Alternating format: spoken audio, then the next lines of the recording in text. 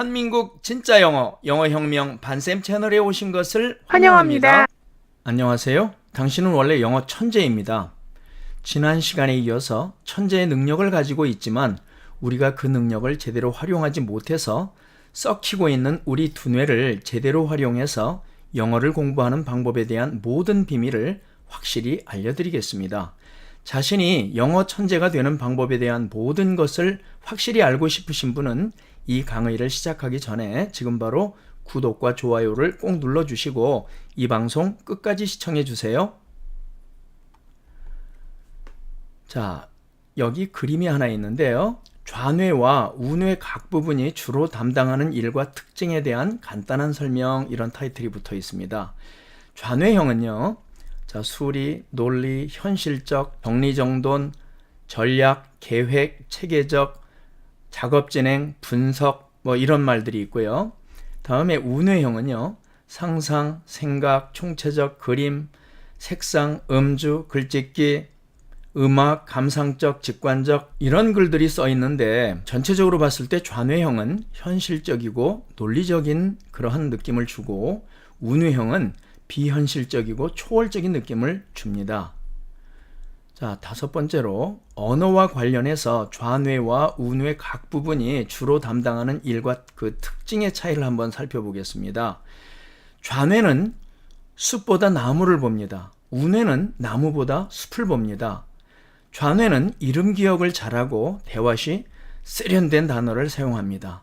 우뇌는 얼굴 기억을 잘하고 대화 시 몸짓을 많이 사용합니다.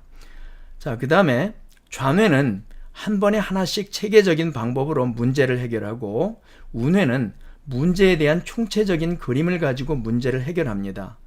또 좌뇌는 논리적 추리를 통한 학습, 수학 학습에 능합니다. 그러나 우뇌는 기하학적, 공간적, 시각적 학습에 능합니다. 자, 그래서 좌뇌와 우뇌가 이렇게 하는 일이 서로 다른데 그럼 어느 쪽이 좋은가요? 어느 쪽이 좋은 것이 아니라 사실 우리가 공부를 하거나 정상적인 인간으로 살으려면 양쪽의 이 모든 기능, 즉 좌뇌의 기능과 우뇌의 기능이 모두 다 필요합니다. 위의 설명을 통해서 어학적인 공부와 관련한 좌우 두뇌의 역할에 대해 알 수 있는 내용의 핵심은 문법 등 이론적인 핵심은 주로 논리적인 부분을 담당하는 좌뇌와 연관된 기능을 사용해서 학습하는 것임을 알 수가 있습니다. 그런데 문제는 좌뇌는 일을 처리할 때 전체적인 그림 속에서 처리를 하지 못하고 그냥 당면한 문제만 한 번에 하나씩 단계적 논리적으로 처리한다는 것입니다. 우리가 보통 학교에서나 학원에서 기존의 방법으로 영어를 배우는 것은 문법을 예로 들면 각 항목별로 한 가지씩만 배워나가는 형태이기 때문에 결국 좌뇌만을 주로 이용해서 배우고 있는 셈이기 때문에 영어라는 언어의 전체의 그림을 결코 알 수가 없고 그 효과에 있어서도 결국 컴퓨터로 치면 정보를 싱글 코어의 CPU로 케이스 바이 케이스로 하나씩 처리하는 것과 똑같습니다. 따라서 멀티태스킹이 전혀 불가능하고 매우 비효율적입니다. 그런데 영어혁명 제1권의 내용을 학습하는 때 뇌의 사용 영역은 어떻게 될까요?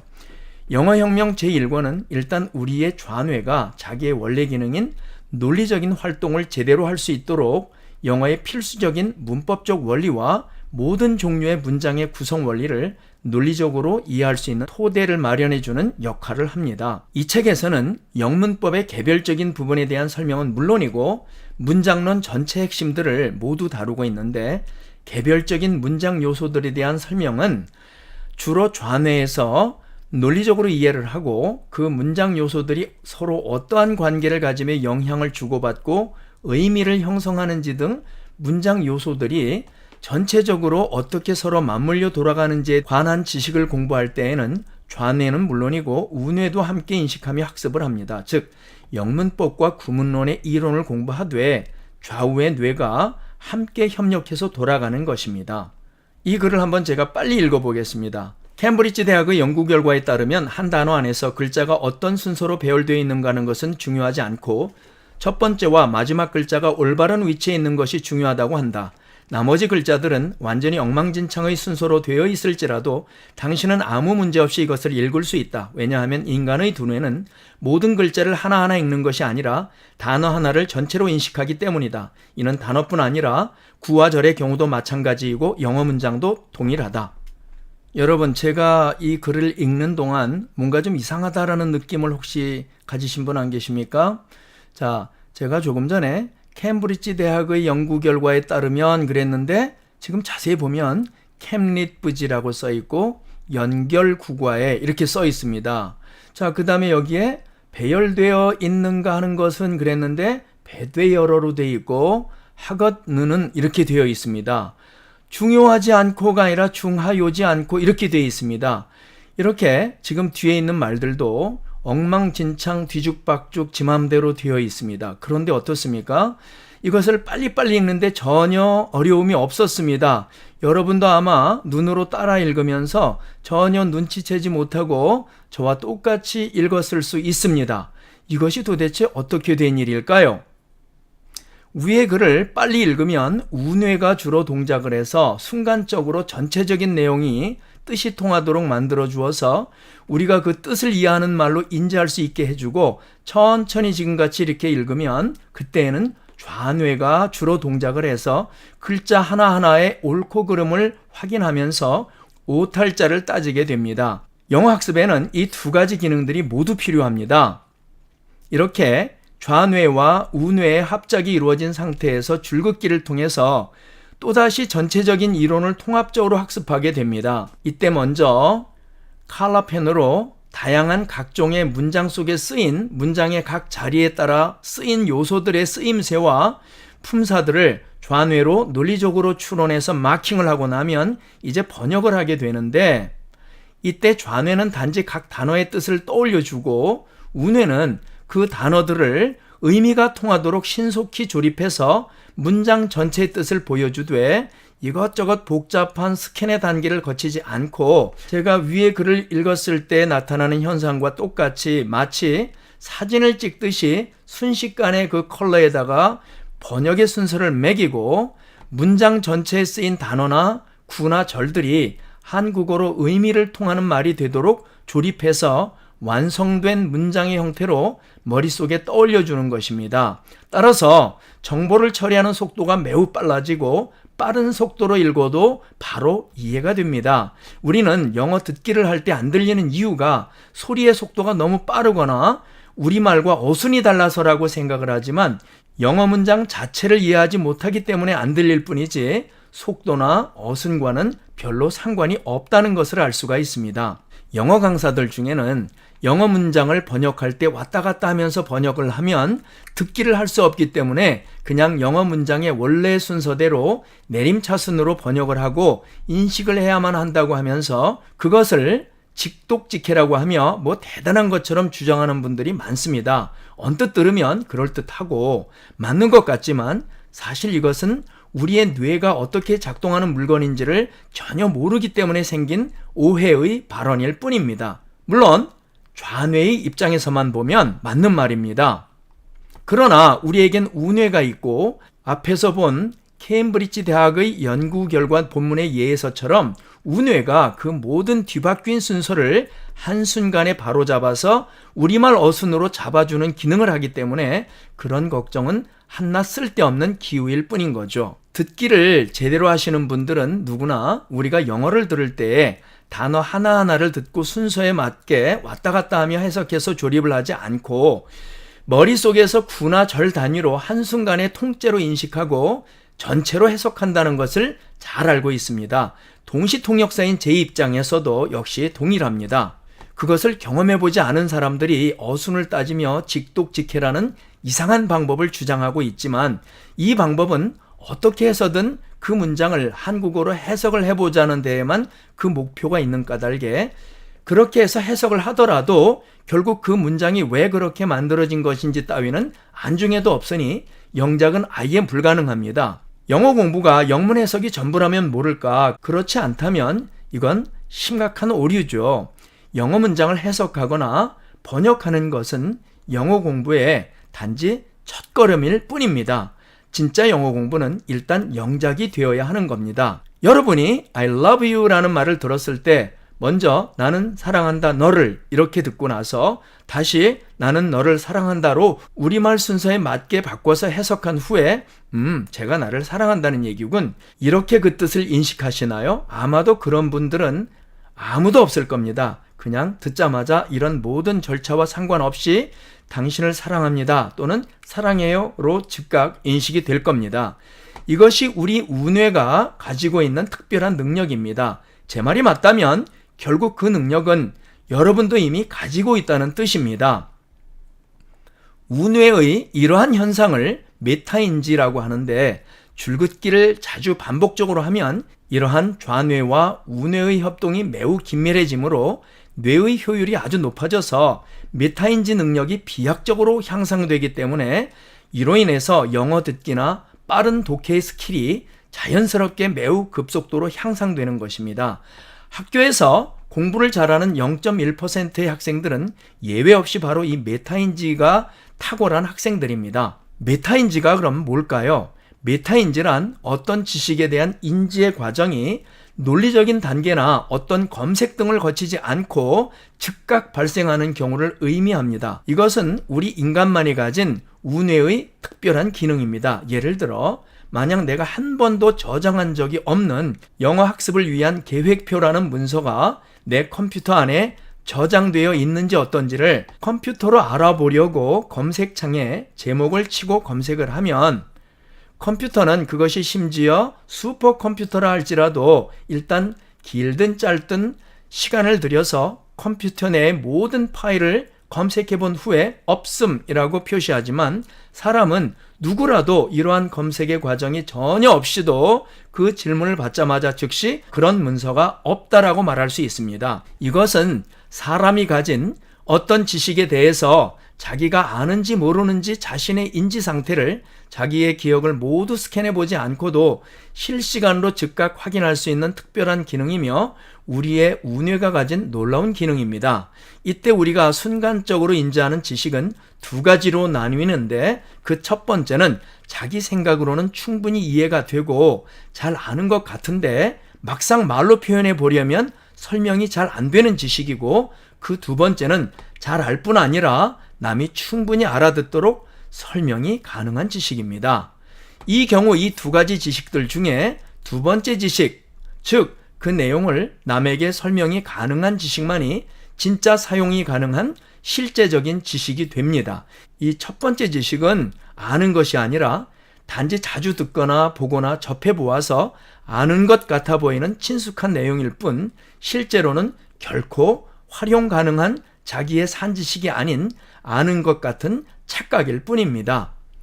메타인지 능력이 높은 0.1%의 학생들은 바로 이 점을 잘 알기 때문에 자기가 모르는 부분을 정확히 진단하고 그 부분에 대한 공부를 집중적으로 보강함으로써 항상 상위권을 지키는 것이고, 메타인지 능력이 낮아서 공부를 별로 못하는 중위권 학생들은 첫 번째와 같은 지식을 가진 사람들로서 시험 보기 전에는 분명히 다 아는 것 같아서 그 부분의 공부를 별로 집중해서 하지 않았는데 막상 시험지를 받아들고 나니 갑자기 머릿속이 하얘지고 눈앞이 캄캄해져서 답을 못 찾는 경우인 것입니다.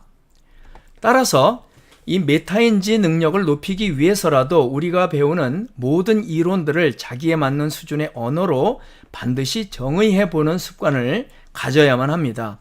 그리고 자기가 배운 것에 대해서 자기의 말로 똑떨어지게 정의가 제대로 안 된다면 그것은 결국 실제로는 아직 모르는 것이므로 정의가 완벽하게 될 때까지 그 부분을 공부하면 되는 것입니다. 이처럼 일단 좌우 뇌가 서로 협력해서 일을 하기 시작하면 그때부터는 습관화에 따르는 관성이 생겨서 뇌가 계속 그런 방식으로만 작동되기 때문에 적어도 영어 공부를 할 때만큼은 뇌의 회전이 매우 빠르고 효율적으로 진행됨을 누구나 스스로 느낄 수 있으며, 그 밖에 보너스로 뇌 속에서 엔돌핀 같은 좋은 호르몬이 급격히 증가하기 때문에 머릿속이 말할 수 없이 대단히 상쾌하고 행복하게 느껴지는 놀라운 경험도 맛볼 수 있습니다. 이제 이러한 과정을 거쳐서 일단 제1차적으로 영어의 기본적인 인지 구조를 구축하고 나면 어차피 모든 영어 문장은 그 사용 원리에 있어서 기본적으로 이 내용들을 결코 벗어날 수가 없고, 단지 바뀐다면 동사 부분의 시제, 태, 법 등이나 각 품사의 특별한 용법 정도만 아주 소소하게 부분적으로 바뀔 뿐, 그 각 품사의 위치나 기본적인 틀 자체는 절대로 변할 수가 없기 때문에 이 기본적인 인지 구조는 앞에 든 예의 A자와 같은 것이라서 앞으로 학습자가 제2차적으로 영어의 어느 분야를 공부하든 공부를 하다가 뭔가 문제들을 만날 때마다 바로바로 그 모든 문제들을 해결해주는 특급 해결사의 노릇을 해주게 될 것이며, 그 이후의 모든 영어 학습은 반복에 따르는 습관화의 결과로 이미 형성된 양적 뇌의 상호 협력 시스템에 의해서 자기도 모르는 사이에 항상 좌뇌와 우뇌가 서로 협력해서 돌아가는 듀얼 코어 방식으로 이루어질 것입니다. 이제 결론입니다. 이제 우리는 영어 학습에 있어서 어떻게 해야 좌뇌와 우뇌가 서로 협력해서 시너지 효과를 일으킬 수 있으며, 영어 혁명 학습법이 어떻게 이러한 좌우 양쪽 뇌의 협력을 이끌어내고 인지학습을 하게 해주는 것인지 그 원리들을 잘 배웠습니다. 또한 인지학습이 어떻게 해서 이루어지는 것인지도 잘 배웠습니다. 만약 우리가 이러한 좌우 뇌의 협력과 인지학습이라는 개념을 채용하지 않는다면 매우 원시적이고 비효율적인 방법으로 맹목적인 학습을 할 수밖에 없으며, 그 결과 아마도 제대로 된 영어의 정복은 어떠한 방법으로도 거의 불가능할 것입니다. 그러면 이제 인지학습에 의한 최대한의 학습 효과를 얻기 위해서 지금까지 배운 내용들을 요약해 보겠습니다. 결론적 요약입니다. 첫 번째로, 모든 인지학습을 제대로 하기 위해서는 먼저 앞으로 배울 모든 학습 내용을 해결할 기본적인 도구가 되는 A에 해당하는 제1차적인 기본적인 인지구조를 반드시 형성을 해야 됩니다. 이를 위해서 학습 내용을 자기의 말로 남에게 논리적인 설명이 가능할 만큼 정확히 정의가 될 때까지 공부를 해야 합니다. 두 번째로, 인지학습의 장점은 이렇게 미리 구축된 제1차적인 기본적 인지구조를 이용해서 그와 같은 계열의 지식들을 별도의 학습이 없이도 무한대로 즉각 인식하고 능숙하게 처리할 수 있는 놀라운 능력을 보유하게 된다는 것입니다. 세 번째, 영어를 효율적인 인지학습 방법으로 학습하기 위한 구체적인 방법은 일단 먼저 영어혁명 제1권의 내용을 이론적으로 완벽하게 숙지하고 줄긋기를 통해서 굳히기를 하는 것입니다. 여기까지가 영어혁명 제2권, 제3권, 영문법의 결론, 영문독해 심화편, 50개 기본동사 등 그 이외의 모든 내용을 공부하기 위한 제1차적인 기본적 인지구조의 역할을 합니다. 이때 확실한 효과를 얻기 위해서는 끊임없는 반복학습이 요구됩니다. 네 번째로, 이러한 방법으로 영어를 공부하는 것은 좌우의 뇌를 모두 사용하는 매우 고효율적인 학습 방법이며 EFL 환경에서 영어를 정복할 수 있는 유일한 방법입니다. 다섯 번째로, 이러한 방법으로 우뇌를 쓰면 메타인지 능력이 매우 높아져서 매우 빠르고 즉각적이며 정확한 뇌의 회전을 경험할 수 있습니다. 메타인지 능력을 높이는 방법은 자기가 가진 지식을 자기가 이해할 수 있는 수준의 말로 정확하게 정의해 보는 것입니다. 여섯 번째로, 일단 우리의 뇌가 이러한 좌우 뇌의 협력을 통한 고효율적인 학습 방법을 경험해서 그것이 자리를 잡기만 하면 그 뒤로는 항상 그러한 방법으로만 작동이 됩니다. 일곱 번째로, 그러므로 무슨 공부를 하든지 마찬가지이지만 특별히 영어 학습은 최고의 효율로 두뇌를 사용해서 가장 뛰어난 효과를 얻기 위해서는 자신의 메타인지 능력을 높일 수 있도록 모든 새롭게 만나는 지식의 항목마다 자기 수준의 말로 정확한 정의를 하는 습관을 갖도록 항상 노력하고, 배운 지식들을 끊임없이 반복 숙달함으로써 좌우의 뇌가 항상 서로 협력해서 일을 할 수 있는 기본적인 두뇌 풀 가동 시스템을 구축해 놓아야만 하는 것입니다. 그렇게만 한다면 누구든 영어는 물론 다른 무슨 공부라도 반드시 성공할 수 있습니다. 자, 여기 보니까 영어혁명 로고가 나와 있습니다. 여기도 있죠. 자, 이 영어혁명의 로고는 어떻게 만들어진 것이냐 하면은 일단 여기 ER이라고 쓰여 있지요. 이 ER은 English Revolution, 영어혁명의 약자입니다. 여기 위에 있는 그림은 우리의 뇌의 좌뇌와 우뇌를 표현한 것이고, 여기에 보면 무한대 표시가 있죠. 이 무한대 표시는 좌우의 뇌가 서로 협력해서 무한히 지식을 생성한다라고 하는 의미를 나타내고 있습니다. 자, 영어학습 최종 완성의 과정을 한번 설명해 보도록 하겠습니다. 첫 번째로 우리에게 필요한 것은 아는 영어입니다. 이것은 이론인데 입력 과정입니다. 영어를 완벽하게 통달하기 위해서는 먼저 문법 및 독해학습을 통해서 영어학습 완성을 위한 이론적 이해와 영어의 실기를 연마하기 위한 모든 기초를 확립합니다. 이는 작물이 잘 자라게 하기 위해서는 씨를 뿌리기 전에 먼저 밭을 잘 갈아 엎어서 흙을 부드럽게 해야 하는 것과도 그 원리가 같습니다. 제가 가르치는 과정 속에서는 본서인 영어혁명 제1권과 줄긋기 기본편 및 심화편, 영어혁명 제2권 및 제3권 상하, 그리고 영문법의 결론, 기본동사 50 상하 등을 통해서 이 아는 영어의 전 과정이 완성됩니다. 이제 두 번째 하는 영어 실기가 있는데요. 이것은 출력 과정을 나타냅니다. 영어 학습의 입력 과정인 문법 및 독해 학습을 모두 끝낸 학습자가 자기가 지식으로 배운 모든 내용들을 스스로 출력해서 영어로 표현함으로써 실생활에 적용하는 과정을 훈련합니다. 크게 나눠서 음성학적인 측면의 학습과 문자적인 측면의 학습이 필요합니다. 자, 여기 도표가 있는데요. 이것이 바로 영어혁명 메인 코스 로드맵입니다. 자, 먼저 아는 영어, 이론의 과정이죠. 입력을 합니다. 문법, 독해를 완성하고, 이 과정은 실질적으로 제 커리큘럼 속에서는 영어혁명 1, 2, 3권, 영문법의 결론, 줄긋기 기본편 및 심화편, 50개 기본동사, 이렇게 해서 이제 아는 영어가 끝납니다. 그 다음에 이제 하는 영어는 출력 과정인데요.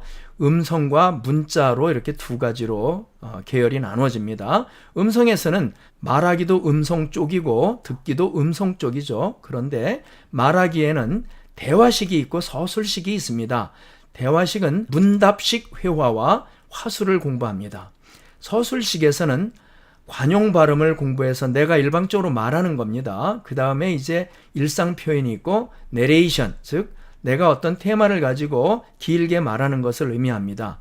자, 그 다음에 문자적인 측면에서의 출력은 작문을 할 수 있어야 되겠죠? 자, 그래서 단문을 만들기, 그 다음에 에세이 훈련을 하고 패턴 훈련을 하고 회화 문법을 공부함으로써 이제 모든 공부가 다 끝나게 되는 것입니다. 자, 어떻습니까? 이제 여러분 자신이 어떻게 하면 천재적인 방법으로 영어 학습을 할 수 있는지 좀 이해가 되시는지요? 저는 앞으로도 계속 이러한 원리에 입각해서 여러분의 영어 학습을 도와드리도록 하겠습니다. 이 강좌가 마음에 드셨다면 지금 바로 구독과 좋아요를 꼭 눌러주세요. 그러면 앞으로 제가 정기적으로 올릴 모든 컨텐츠를 자동으로 받아보실 수가 있습니다. 저는 모든 댓글을 읽습니다. 그러니 댓글도 꼭 달아주세요. 긴 시간 들어주셔서 대단히 감사합니다. 다음 강좌에서 또 뵙겠습니다.